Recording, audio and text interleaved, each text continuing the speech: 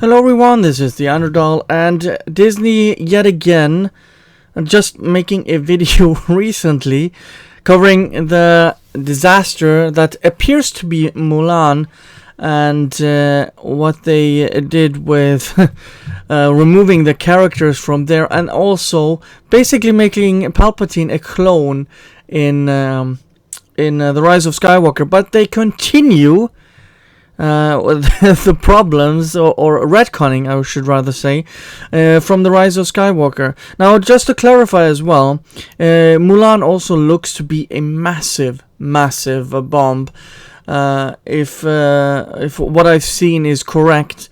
So basically, from what I know, most of the theaters are going to be closed in China, which basically cuts their take in half, or if not even more, from Mulan, on a $300 million budget that I think includes, or it might include marketing. But if it doesn't include marketing, that means they have to earn $1 billion to break even. About $1 billion. Maybe 900 million might also make it, just to break even.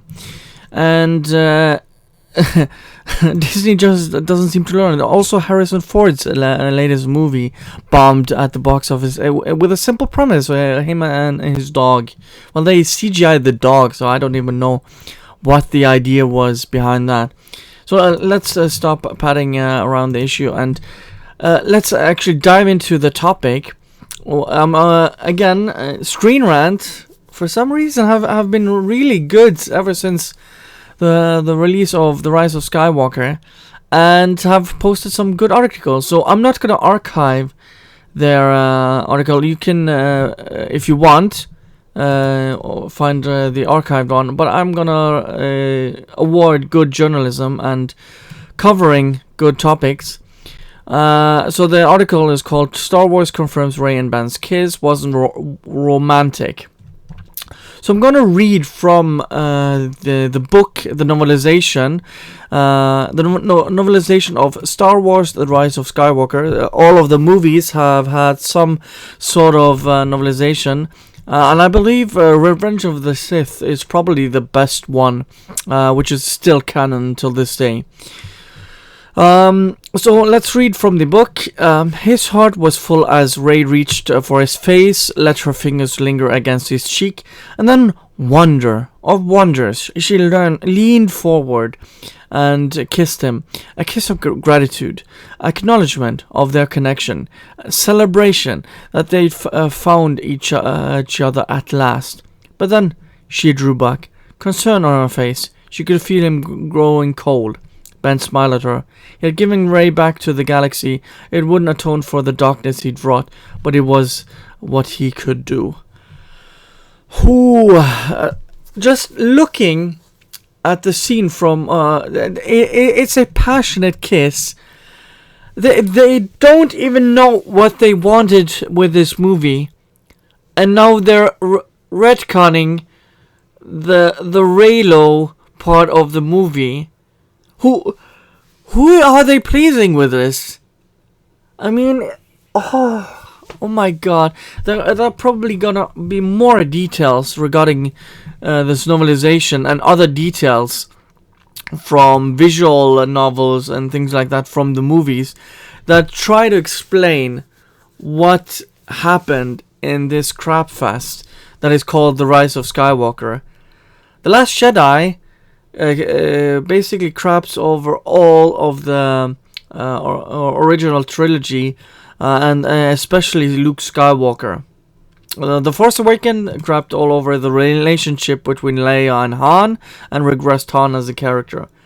The Rise of Skywalker manages to crap on everything George Lucas did, and basically made the Anakin Skywalker's redemption completely null and void in The Rise of Skywalker. That's why I just can't take anything from Disney Star Wars seriously. Perhaps except The Mandalorian. But it still has its issues. I hope Season 2 is gonna be a little bit more consistent with the character writing, but I mean, EFAP has covered this extensively, but I still love the show, and but I think they could still do a little better. That's all I can say about The Mandalorian. But when it comes to The Rise of Skywalker, that it is such a, I don't know, even know where to begin. How can they have taken over the biggest IP, and one of the bright spots right now is EA, and a TV show, just keeping them afloat with Star Wars Fallen Order, and then also Mandalorian. It's not even Lucasfilm that is keeping them afloat. It's basically Dave Filoni and a game studio from EA. That's basically it. And Kathleen Kennedy is just such a screw up. It looks to be that Bob Iger might actually take over her position at Lucasfilm because of how she has handled the IP. It's just such a disaster what she has done to Star Wars. She lied to George Lucas's face. She ignored the script. She wanted her Mary Sue in the main lead role of the movie, and ignored everything Lucas gave them, along with Bob Iger. He has his faults as well, but she should be fired by now. Kathleen Kennedy, she has fired director after director. Now there's issues with Kenobi, it seems, going from 6 to 4 episodes and being massively delayed, and she should just be fired at this point. But they won't, because they just honored her with a ravishing award for all of her coffee making in Hollywood, and also her women empowerment movement within Hollywood. She has done nothing when it comes to... She's good at making coffee and taking phone calls. That's what she has been good at. And probably been easy on the eyes or something, because George Lucas and Steven Spielberg like to have her around. That's basically her only legacy in Hollywood, or as a movie maker.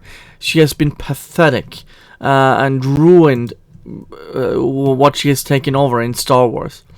Anyways, thank you guys for watching, and see you guys next time. Bye.